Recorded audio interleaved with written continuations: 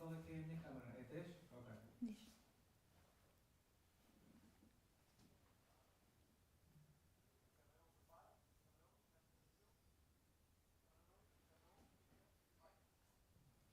Olá e bem-vindos ao primeiro episódio do podcast da Eudres.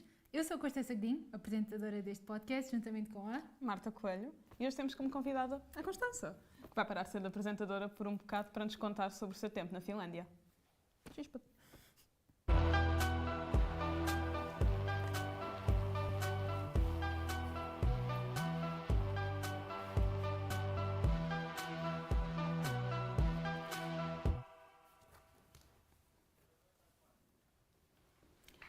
Então, Constança, primeiro de tudo, eu gostava só de saber como é que foi ir para a Finlândia? Foi uma experiência incrível, foi o melhor mês e meio da minha vida até hoje. Eu fui para a Finlândia numa experiência de Erasmus, quando eu tinha só 17 anos, portanto foi um bocadinho aterrorizante at first, mas foi tipo super bom e bem aventuroso. E daí porquê é que decidiste ir para a Finlândia especificamente? É assim, eu não decidi ir para a Finlândia. O que aconteceu foi, havia 3 países para que se podia ir. Inglaterra, Espanha, eu não me lembro do outro, acho que era Itália. E eu queria ir para a Inglaterra. 30 minutos antes de sair a seleção de Erasmus, recebi um e-mail a dizer: olha, há a possibilidade de ir para a Finlândia, queres? Eu vi um tutorial de tipo 8 minutos, tipo de uma brasileira da Finlândia, e eu fiquei tipo, yeah, I'm sold. E então eu fui para a Finlândia, escolhi ir para a Finlândia. Me pareceu bom. Acho que o Não, tutorial foi também, maravilhoso. afinal. O tutorial cheio de...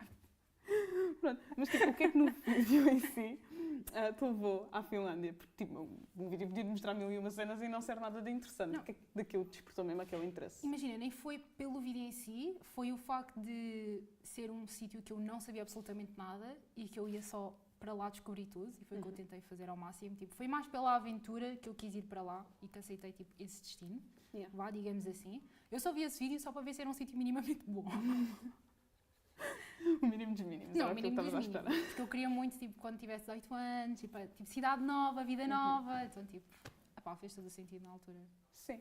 Então, basicamente, tu foste para a Finlândia sem tipo um zero conhecimento Sim. do país em si. Sim. Chegaste a porque eu conhecê-lo sou bem, uma ao boca. menos, ou não? Não, conheci super bem enquanto eu estive lá. Pronto, o meu Erasmus foi a trabalhar, não foi em estudos, porque eu estava num curso profissional, exatamente, de comércio. Então, basicamente, eu fiquei numa department store, que eles lá têm imensas department stores, e eu fui a estagiária da estagiária. O que dava-nos imenso tempo livre, as you can imagine. Não foi? Então, nós basicamente ficámos o tempo todo a comparar os nossos países e a contar a cultura, tradições, diferenças. Então, tipo, fiquei a conhecer imenso a Finlândia. E acabaste também por conhecer outros países, ou não? Porque também estava lá malta de outros países. Não, no caso, Ah, só eras a os única- finlandeses. Não, fui só eu Sério? e tipo um colega meu, mas tipo, Sim, ele sim. estava a trabalhar noutro sítio. Eu ok. basicamente estava lá a viver sozinha, a existir sozinha. Até como é? Calma, não, mentira. Esqueci-me, durante 2 semanas estiveram espanhóis no mesmo anexo que eu. Foi muito fixe, quase incendiámos a casa, não aconteceu. Ah. Fiquei lockdown do meu, do meu quarto. E o rapaz, tipo, era um rapaz e uma rapariga, emprestou-me roupa. Foi interessante. Pronto, ótimo. Portanto, tecnicamente estive com espanhóis, mas Pronto, não no mas- contexto de Erasmus em si. Sim, sim, viveste muito mais a componente da Finlândia. Exato, exato. Sim. Então, e relativamente mais àquela componente, lá está, vivias no anexo e isso tudo, deste bem com a língua, os finlandeses falam bem inglês, deduzo. Sim, a maior parte deles, eles sabem falar bem inglês, só que eles são um povo que são super envergonhados de si mesmos. Pelo que a minha colega me contou, que já agora é a Sussa, mais fácil dizer assim. Ou seja, eles sabem falar inglês, mas eles preferem não falar inglês porque acham que falam mal. Porque eles têm sempre um bocadinho de sotaque, que é normal, não é? Sim, sim. Ou seja, as pessoas mais novas falavam mais inglês comigo, mas se fosse uma pessoa mais velha, tipo, ia falar inglês, mas ela não ia falar comigo. A partir do momento que eu visse que eu era estrangeira, ficavam tipo, ok, não vou tentar.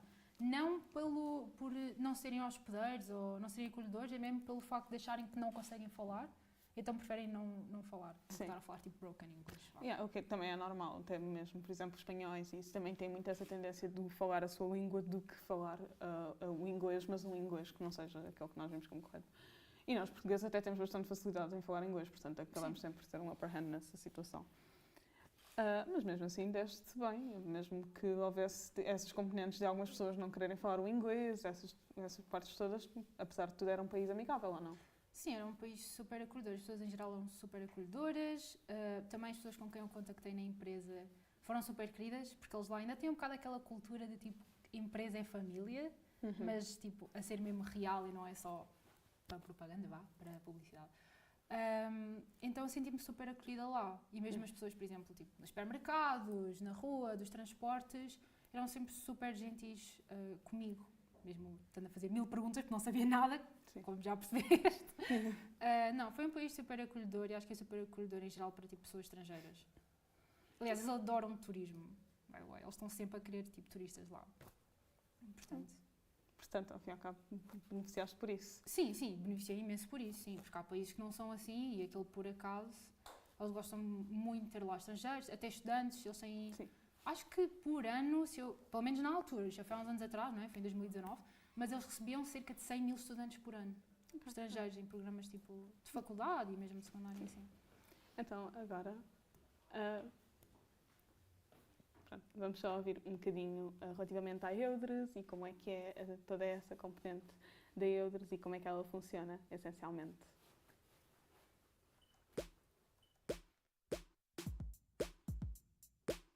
Então, olá, o meu nome é Marta, como já sabem. Eu tenho 22 anos e estou atualmente a completar um mestrado em Gestão de Marketing.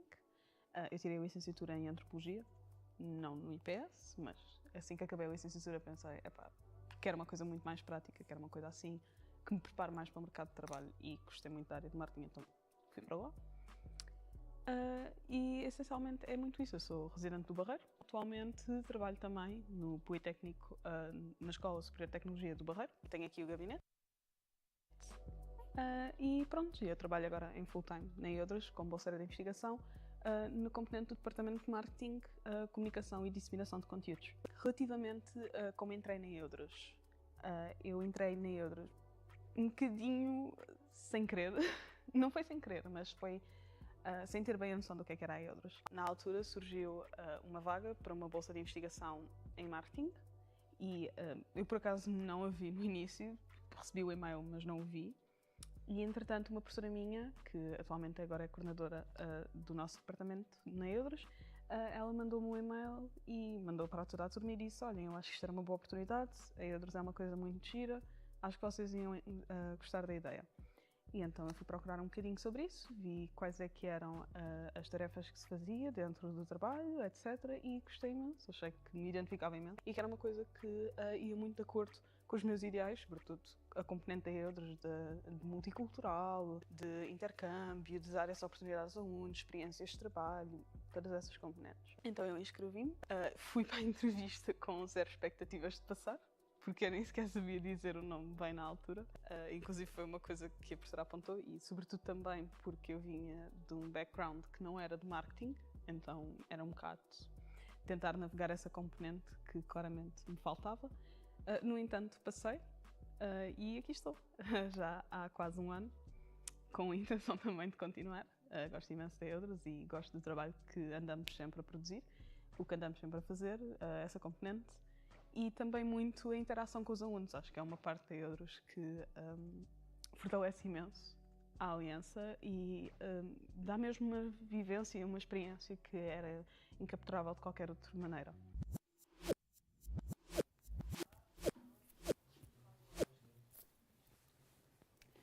Portanto, agora, já que vimos este pequeno vídeo, Constança, eu gostaria só de perguntar quais foram os aspectos culturais da Finlândia que mais gostaste? O que eu gostei mais de aspectos culturais, eu acho que diria o finlandês em si, a sua origem,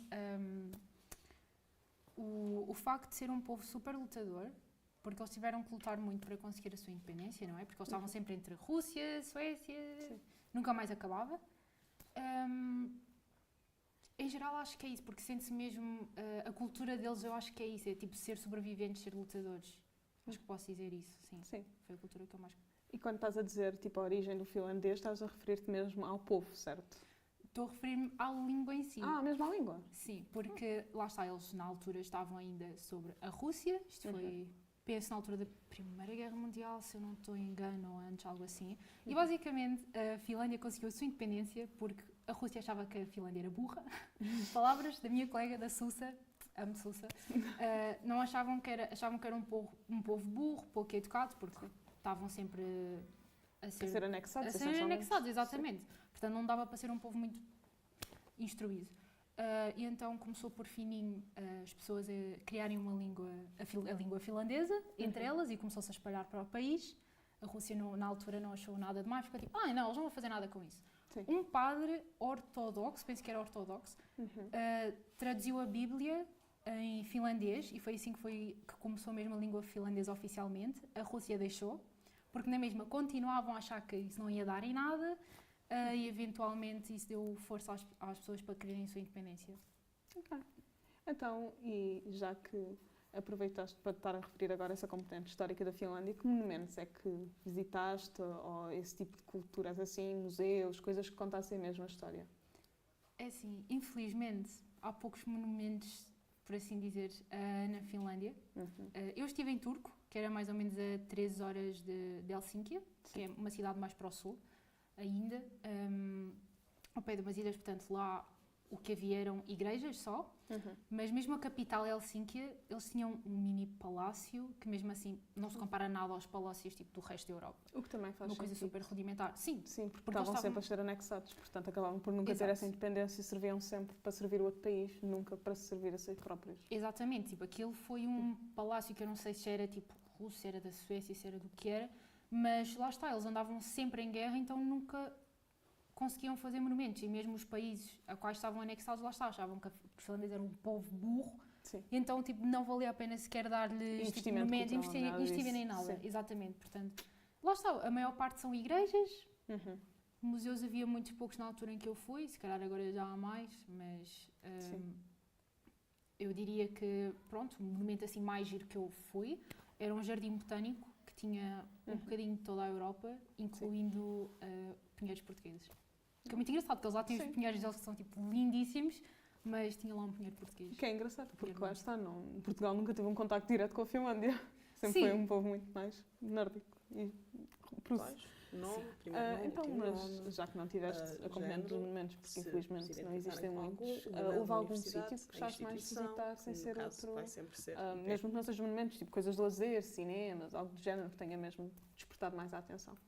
O que eu fiz lá, maioritariamente, porque era verão, ou seja, estava calor, e a Finlândia é conhecida como o país dos mil lagos. Ou seja, a maior parte das atividades e tudo, ou ires para mini-ilhas, ou ires para os lagos. Então eu fiz canoagem no lago.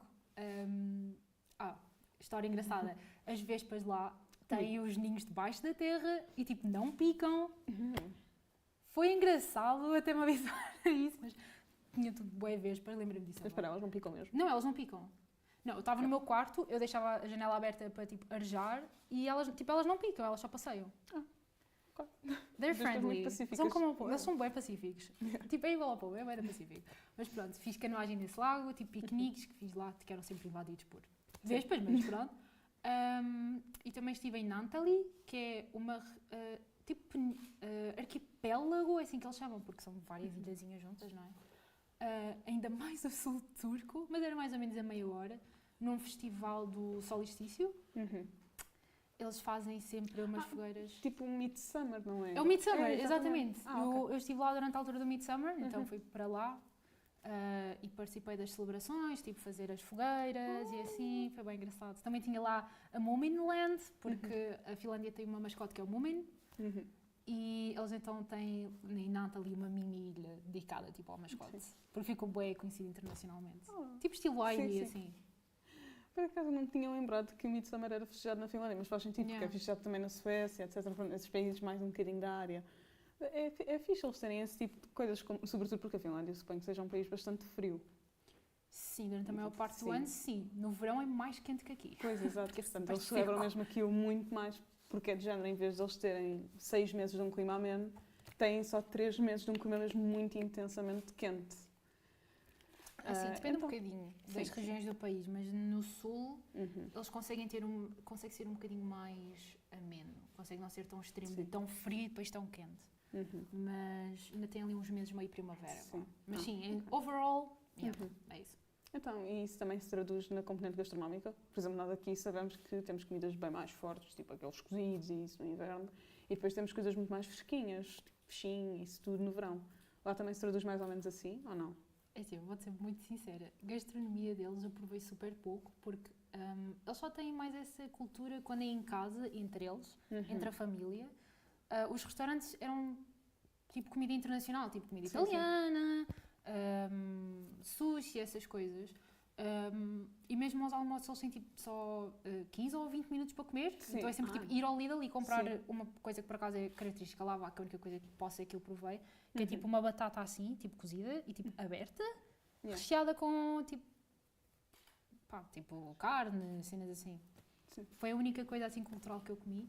E pronto, eles depois, claro, também têm muita componente do peixe, mas só comi lá salmão Pois. uma vez, porque a senhora, nós, como estava lá ainda em secundário, nós tínhamos uma escola parceira que era responsável por nós. Tínhamos uma senhora que era a Mário, shout out Mário, amo-te, uma senhora super querida, e então ela convidou-me para ir a jantar à casa dela e ela fez salmão. Mas pronto, assim de gastronomia não Sim. provei assim muito nada deles.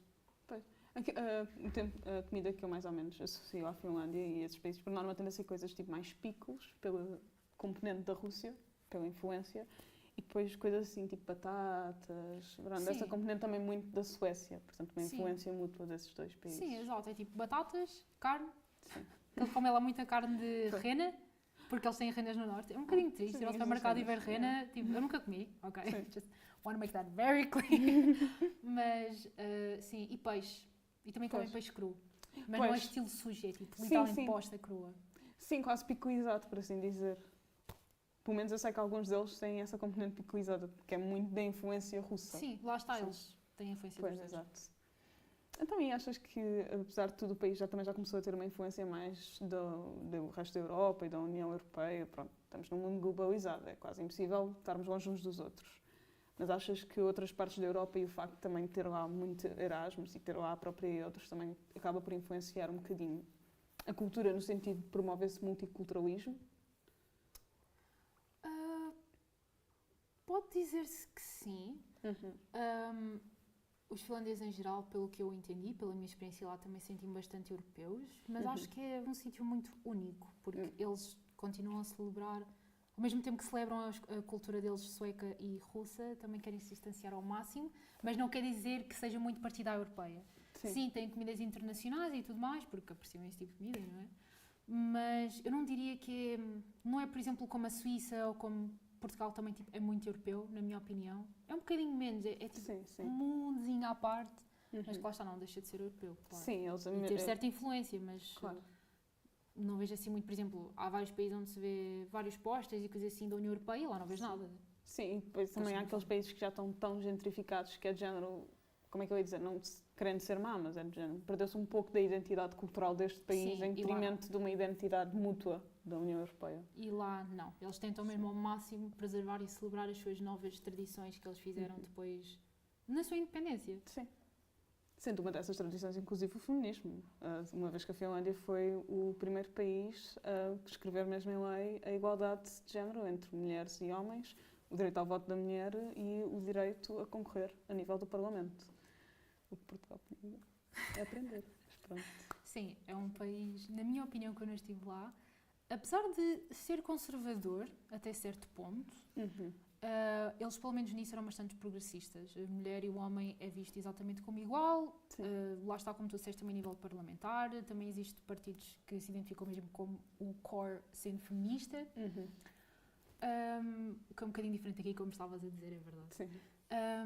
Mas lá está. Mas sentes que essa igualdade de género, inclusive, é uma coisa que está na cultura ou é algo que só transpassa pela lei? Não, está claramente na cultura deles, porque pelo que eu percebi, pelo que a Susan me contou, eles quiseram, assim que conseguiram a sua independência, queriam fazer um país sem corrupção, super transparente e onde toda a gente podia viver de forma igual e ser celebrada sem terem que ter medo. Uhum. Portanto, as mulheres também foram incluídas nisso. Ou seja, eles queriam mesmo, lá está, é um daqueles core values deles, de Sim. não, somos todos iguais e é tudo transparente e está tudo bem. Continuam a ter algum gap salarial um bocado pior que o nosso, nas últimas sondagens, mas em geral as pessoas são tratadas como iguais, sim. Graças a Deus, ainda bem. Próximo ao menos isso. Sim. Sim, apesar de serem progressistas nisso, nossas coisas são muito pouco Sim. progressistas, mas lá está, pelo menos nisto. Então, agora, aproveitando, já que estávamos a pegar na componente da Finlândia ser muito interligada à União Europeia, mesmo mantendo a sua cultura interna, vamos só mostrar agora como é que alunos, caso queiram, podem se inscrever em coisas da EUDRES e como é que eles fazem para proceder com esse tipo de inscrição e com todo esse processo, por assim dizer, inclusive para ir para a Finlândia. Se eu me quisesse candidatar para algo da EUDRES, o que eu tinha que fazer era ir ao site internacional, eudres.eu, ir às atividades, ou então aqui já no topo, o evento. Está aqui a dar uma overview do evento, a explicar o que ele é, em que modalidade ele vai decorrer, etc.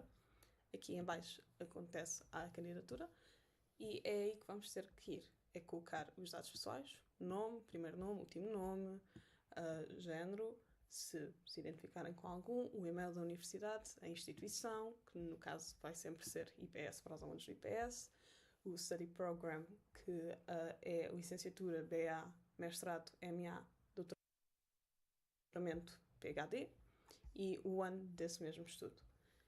Escrever as motivações, portanto, o porquê de se quererem juntar a um evento da EUDRES e o porquê de quererem participar. Este certificado não é para alunos do IPS, é só para alunos de FULDA, que é a Universidade Alemã da EUDRES. Portanto, os alunos do IPS não têm que se preocupar com isso. Caso já tenham participado em eventos da EUDRES, convém avisarem, portanto, assinalar esta caixinha, concordar com as políticas, concordar com a questão de privacidade, dizer que não é um robô e está feito. Pronto, então, Constança, só falando ainda aquilo que estávamos a falar anteriormente. Relativamente, já vimos que é um país que até tem esse senso de igualdade. E em termos de segurança, como é que foi? Eu senti-me bastante segura lá. Uhum. As pessoas até são bastante protetoras umas das outras, especialmente os homens com as mulheres.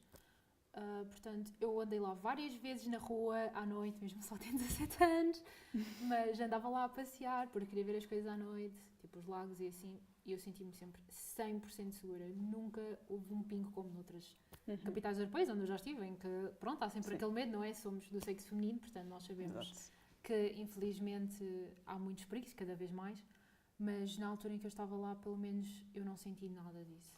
Uhum. Então, e já agora saías à noite, era só para ir a lagos e isso, ou havia uma vida noturna?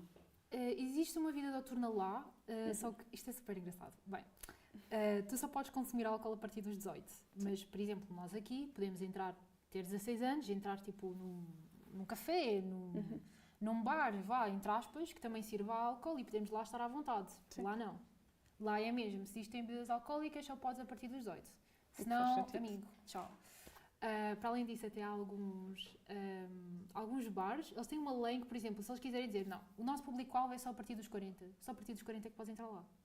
Isso aqui, tipo, nunca aconteceria, é uma coisa super estranha. E lá tens, ou seja, existe vida noturna sim, eles adoram a vida noturna, só que na mesma é tipo super fechado e não é tipo, por exemplo, na rua, não tem esse convívio na rua de bem na rua, às vezes, como por exemplo aqui nós temos, é sempre tudo fechado e sempre 18 mais. Portanto, eu não participei muito em vida noturna. Na verdade, eu não participei nada em vida noturna. Pois, também não tinhas idade para isso. Eu não tinha idade, mas mesmo que eu quisesse estar num bar, tipo, nem sequer podia. Sim.